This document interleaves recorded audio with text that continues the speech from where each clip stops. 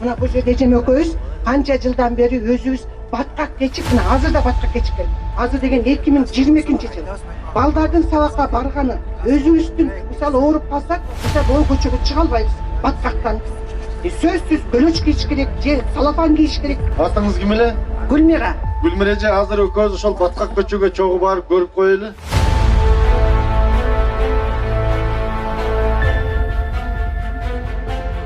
Азыр биз маселелерди жеринен көрүп жүрөбүз. Жогорку кеңештин депутаттыгына талапкер катары азыр Ак Тилек конушундагы ички көчөлөрдү көрүп жүрөм.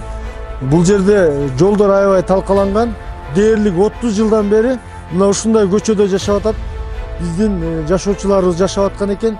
Демек, бул көчөлөргө көңүл бурулуу мамлекеттик деңгээлде болуш керек. Мен депутат болгондон кийин бул жерлерди эң алдым мына азырынча канализация өтүп тур астынан. Эми шагыл төгүп, бул жолдорго жакшы шарттарды түзүшүбүз керек.